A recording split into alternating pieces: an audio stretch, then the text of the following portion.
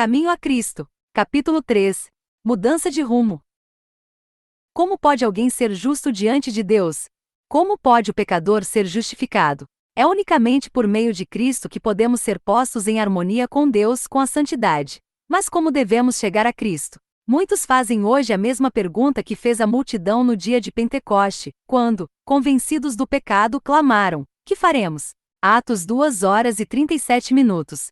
A primeira palavra da resposta de Pedro foi: "Arrependei-vos." Atos 2h38. Noutra ocasião, logo depois, disse: "Arrependei-vos e convertei-vos, para que sejam apagados os vossos pecados." Atos 3h19. CC 23.1.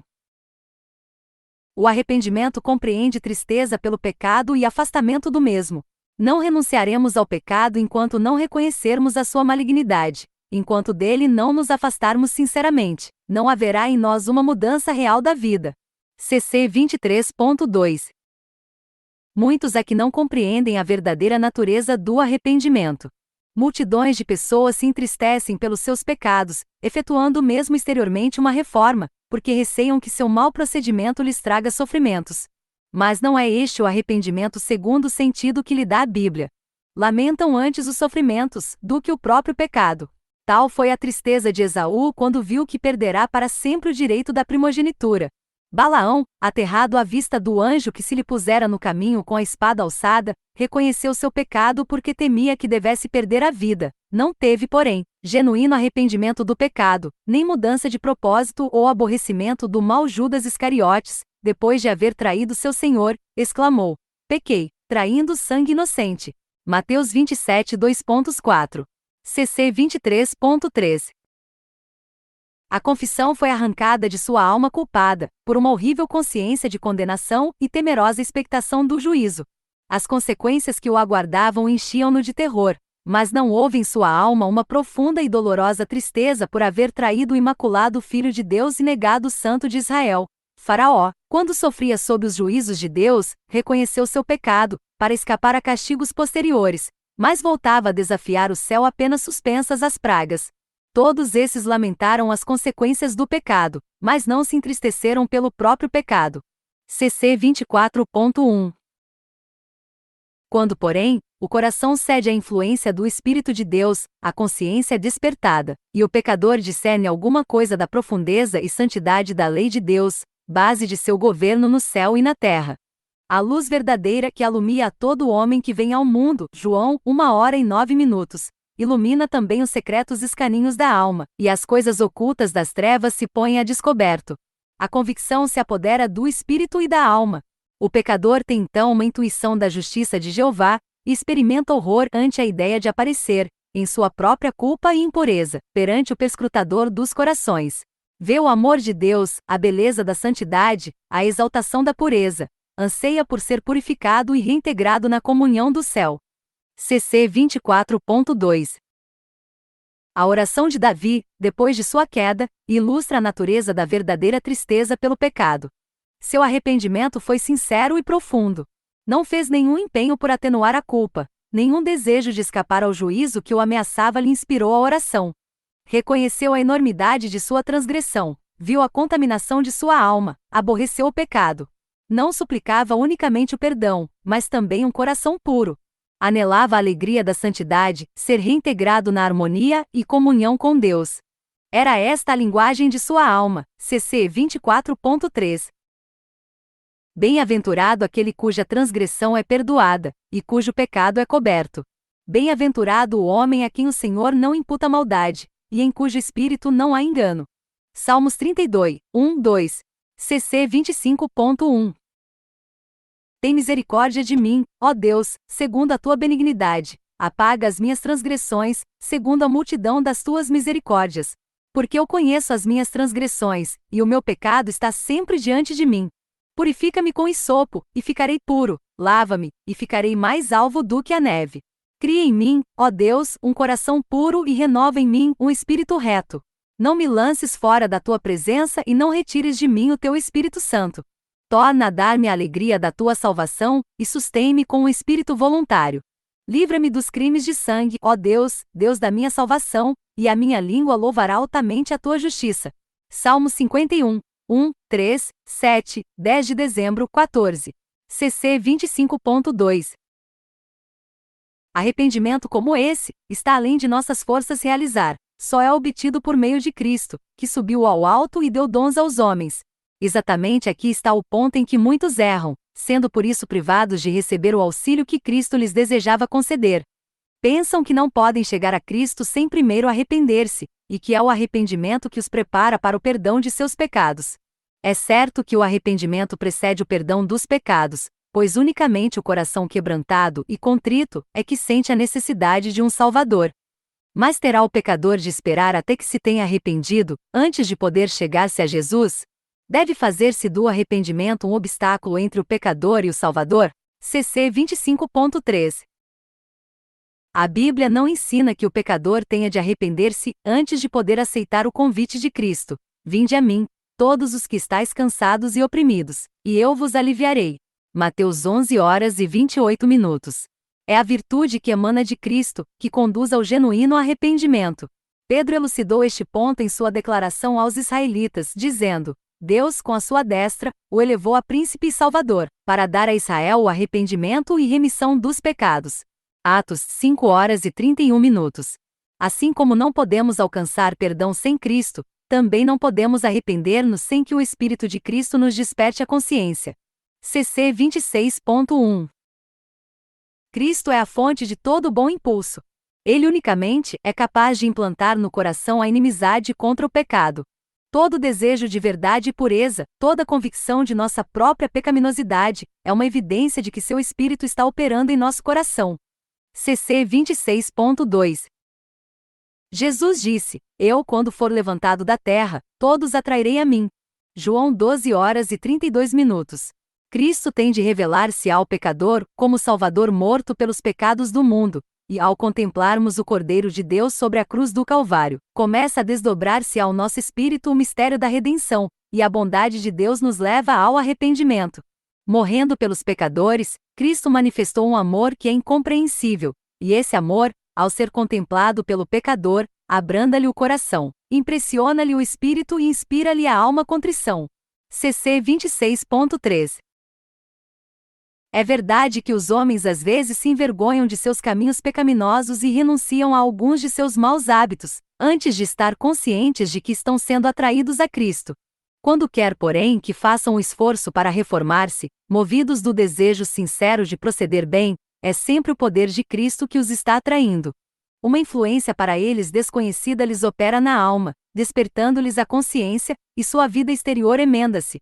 E quando Cristo os atrai, levando-os a olhar a sua cruz para contemplar aquele que os seus pecados ali cravaram, o mandamento desperta na consciência. É-lhes revelada a pecaminosidade de sua vida, o pecado que se acha arraigado em sua alma. Começam a compreender alguma coisa da justiça de Cristo, e exclamam: que é o pecado que devesse exigir tão grande sacrifício pela redenção de sua vítima? Acaso se fez preciso todo esse amor, todo esse sofrimento, toda essa humilhação, para que não perecêssemos mas tivéssemos vida eterna? CC 27.1.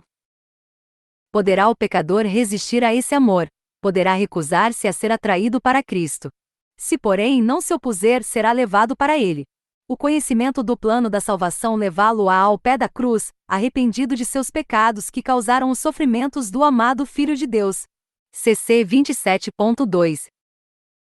O mesmo poder divino que opera nas coisas da natureza, fala ao coração dos homens, neles criando um desejo inexprimível de algo que não possuem. As coisas do mundo não podem satisfazer aos seus anseios. O Espírito de Deus insta com eles a fim de que só busquem aquelas que, unicamente, podem proporcionar paz e descanso, a graça de Cristo, a alegria da santidade. Por influências visíveis e invisíveis, nosso Salvador está a operar constantemente, para atrair o espírito dos homens dos prazeres do pecado que não satisfazem, para as infinitas bênçãos que nele podem possuir.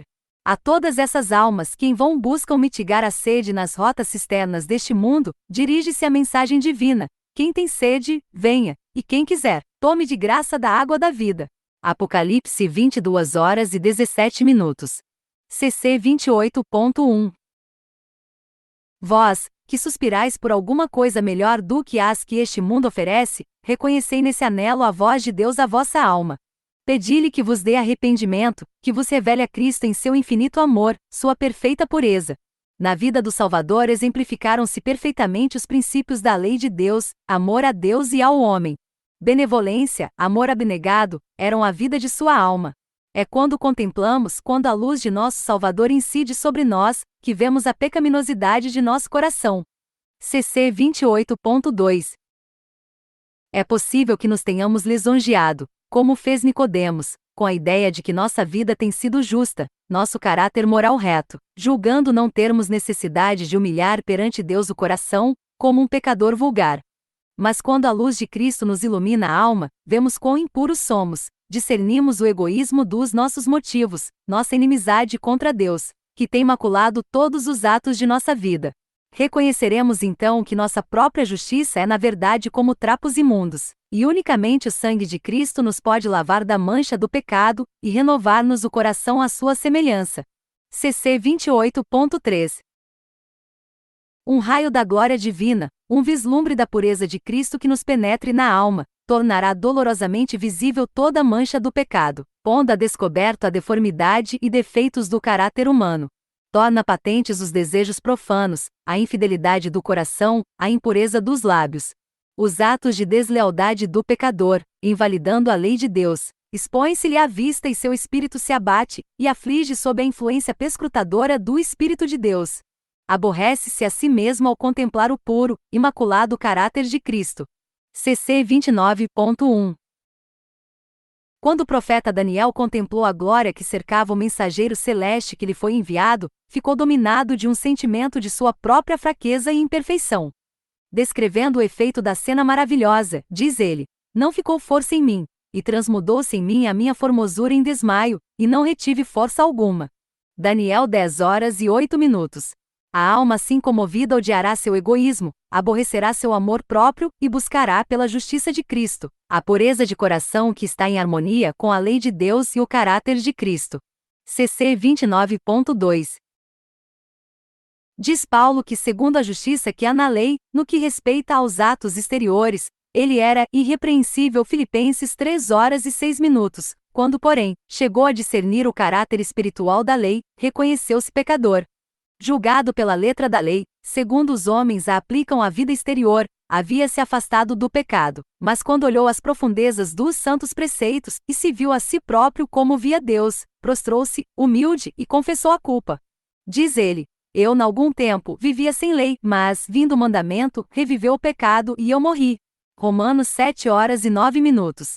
Quando viu a natureza espiritual da lei, o pecado se lhe apresentou em toda a sua verdadeira hediondez e desvaneceu-se-lhe o amor próprio. CC 29.3. Deus não considera todos os pecados igualmente graves. Há aos seus olhos, como aos do homem, gradações de culpa, por mais insignificante, porém, que este ou aquele mau ato possa parecer aos olhos humanos, pecado algum é pequeno à vista de Deus. O juízo do homem é parcial, imperfeito, mas Deus avalia todas as coisas como são na realidade.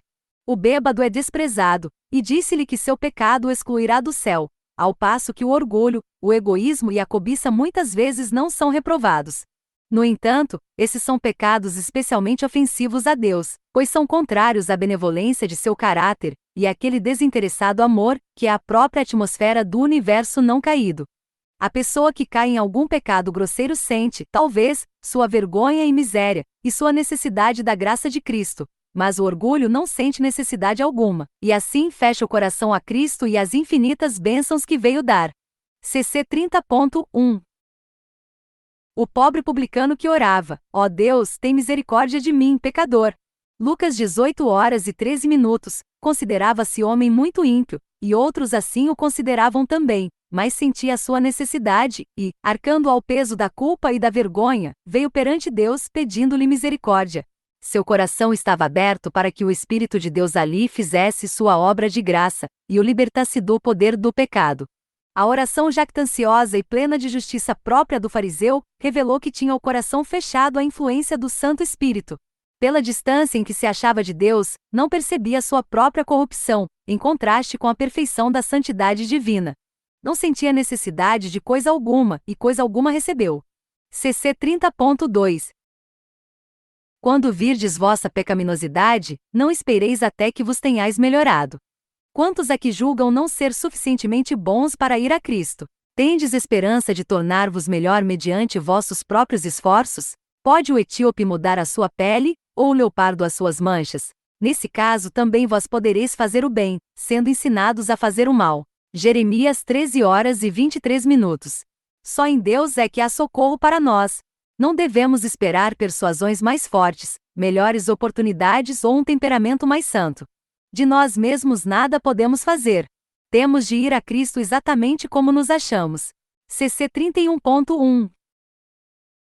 Mas ninguém se iluda com o pensamento de que Deus, em seu grande amor e misericórdia, salvará ainda mesmo os que lhe rejeitam a graça. A tremenda malignidade do pecado só pode ser avaliada em face da cruz. Se os homens insistem em que Deus é bom demais para rejeitar o pecador, olhem eles ao Calvário. Foi por não haver outro meio de salvar o homem, e por ser impossível, sem esse sacrifício, escapar o gênero humano ao poder corruptor do pecado, e ser restaurado à comunhão com seres santos, impossível tornarem-se os homens de novo participantes da vida espiritual. Foi por isso que Cristo tomou sobre si a culpa dos desobedientes e sofreu em lugar dos pecadores. O amor, sofrimento e morte do Filho de Deus atestam a terrível enormidade do pecado, e revelam que não há escape de seu poder, nem esperança da vida mais elevada, senão pela submissão da alma a Cristo. CC 31.2. O impenitente escusa-se às vezes dizendo de professos cristãos: sou tão bom como eles. Não são mais abnegados, nem mais sóbrios ou circunspectos em sua conduta, do que eu. Amam os prazeres e são condescendentes consigo mesmos, da mesma maneira que eu. Tornam assim as faltas dos outros uma desculpa para sua própria negligência do dever. Mas os pecados e defeitos alheios não excusam a pessoa alguma, pois o Senhor não nos deu um modelo falível e humano. O Imaculado Filho de Deus é que nos foi dado para exemplo, e os que se queixam do mau procedimento de professos cristãos, são justamente os que deveriam apresentar melhor vida e mais nobre exemplo. Se tem tão elevado o conceito do que deve ser o cristão, não será tanto maior o seu próprio pecado? Sabem o que é justo, todavia se recusam a fazê-lo. CC 32.1. Guardai-vos da procrastinação. Não adieis a obra de abandonar vossos pecados e buscar por Jesus a pureza de coração. Nisto é que milhares e milhares têm errado, para sua perda eterna. Não me demorarei aqui sobre a brevidade e incerteza da vida, mas há um terrível perigo que não é compreendido suficientemente, em adiar atender à voz suplicante do Santo Espírito de Deus, preferindo viver em pecado, pois isto é o que é, na verdade, esse retardamento. Só com risco de infinita perda é que podemos condescender com o pecado, por pequenino que seja. O que nós não vencermos, vencer-nos-á a nós, operando a nossa destruição. CC 32.2. Adão e Eva persuadiram-se de que, de questão tão insignificante como fosse comer do fruto proibido, não poderiam resultar tão terríveis consequências como as de que Deus os avisara. Mas essa questão insignificante constituía uma transgressão da imutável e santa lei divina, e separou o homem de Deus, abrindo os diques da morte, e trazendo sobre o mundo misérias indizíveis. Século após século tem subido da terra um contínuo grito de lamento, e toda a criação geme aflita, em resultado da desobediência do homem. O próprio céu sentiu os efeitos de sua rebelião contra Deus. O Calvário aí está como um monumento do estupendo sacrifício exigido para expiar a transgressão da lei divina. Não consideremos o pecado coisa trivial. CC 33.1. Cada ato de transgressão, cada negligência ou rejeição da graça de Cristo, recai sobre vós mesmos, endurece o coração, deprava a vontade, entorpece o entendimento, tornando-vos não só menos inclinados a ceder à terna súplica do Santo Espírito de Deus, como também menos capazes de o fazer. CC 33.2. Muitos tranquilizam a consciência perturbada, com o pensamento de que poderão mudar o seu ímpio procedimento quando bem o quiserem, que podem acolher levianamente o convite da misericórdia e, contudo, não deixar de serem impressionados repetidamente. Julgam que, depois de haverem desprezado o Espírito da graça, depois de haverem posto sua influência do lado de Satanás, em um momento de terrível aflição poderão mudar sua vida. Mas isto não é tão fácil.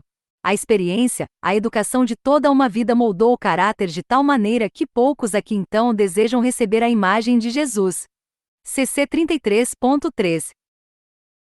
Um mau traço de caráter que seja, um só desejo pecaminoso, acariciado persistentemente, acabará neutralizando todo o poder do Evangelho. Toda condescendência pecaminosa fortalece a aversão da alma para com Deus. O homem que manifesta uma incredulidade obstinada, ou uma estulta indiferença para com a verdade divina, está apenas colhendo aquilo que ele mesmo semeou.